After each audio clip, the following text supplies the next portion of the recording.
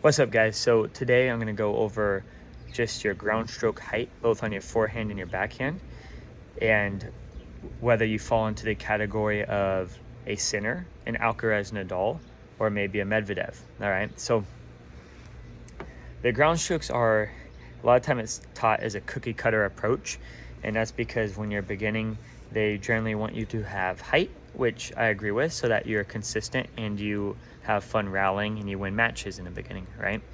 Now, as soon as you do become consistent, we want to sort of find your style of stroke.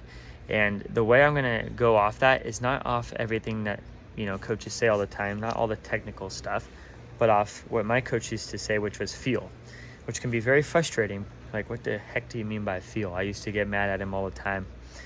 When I was growing up, I'm like, I don't know what you mean by feel the ball. Okay. So I'm going to do my best to sort of explain what a coach means when they say feel the ball. Because as Nike says, just do it, right? We can't analytically think about it. We have to just let the body take over. So the forehand, all right? So if you're hitting more of a spin ball naturally and not forcing it. So if you come out and you do a shadow swing, whether in front of a mirror, in front of a camera like this, and I go out,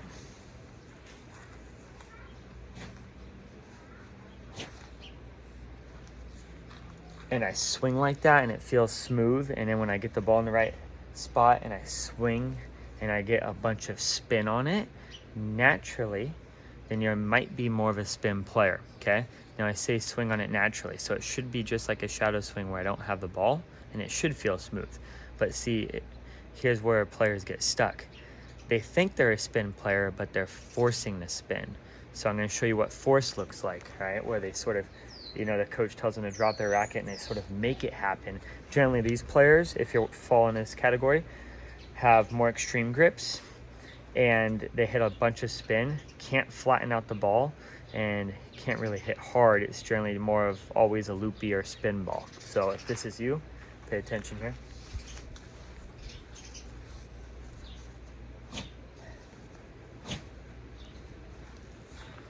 So I really exaggerated it, and you're going to see these players, they usually exaggerate pulling up at this part here, or they usually go open stance a lot and just pull up, because they see the pros doing it.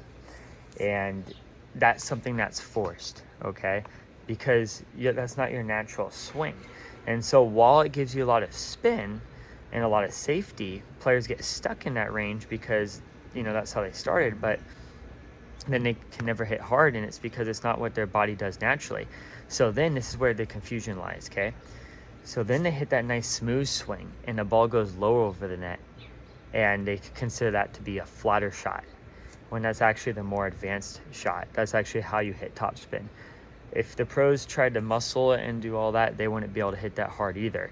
So what you're trying to do is you're trying to find that smooth body rotation where the racket naturally drops and goes through, not forcing it. And so it should feel easy on your body. So if you feel like you are muscling it, that's what the coach means by feel, okay?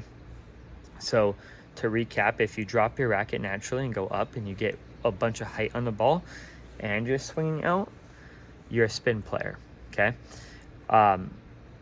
If you do that and you drop your racket and you go through and your ball really doesn't have as much rotation, you feel comfortable going through it and it feels effortless, you're probably more of a flatter hitter.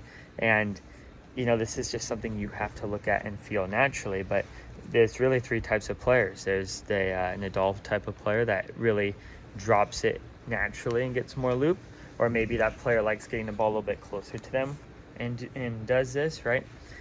And then there's the medium player. I would say Sinner has heavy spin, but he goes out on the ball a lot more. And you have like flatter hitters, like Russell, I think, is retired now, but Murray's a little flatter, and Medvedev's flatter, Hewitt was flatter, and they hit through the ball and it doesn't have as much height. Okay, so, and that goes for the backhand as well. Backhands generally tend to be flatter, and that's because the backhand is a non-dominant hand, and so players don't do as much, and that's generally why backhands are better too, because they don't do as much and try to force the issue. I was thinking about this because I was hitting last week with one of my pros this past week, and I asked her when we were hitting, about her forehand, because I'm like, I think your forehand is actually the one where you're making more errors. And she's like, yeah, it's funny because she's like, I was always taught I was a loopy player, but she's like, it feels more natural and I get more pace on it hitting through it. And I'm like, yeah. So your hitting through it is actually your topspin shot, because there's no way to actually hit flat, right?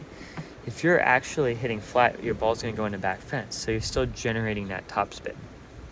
So I guess the end thing I'll leave you guys with is, why do pros teach this way? And I sort of hit at it at the beginning. It's because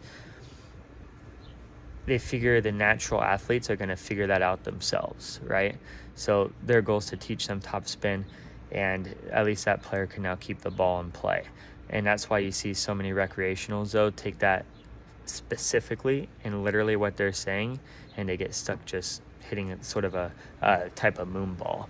And then the natural athletes, the ones that get to 8s, 9s, 10s, 11, 12s, and so on, take what the coach taught with that concept, and then they feel it and make it a nice smooth stroke. All right? Till next time, guys.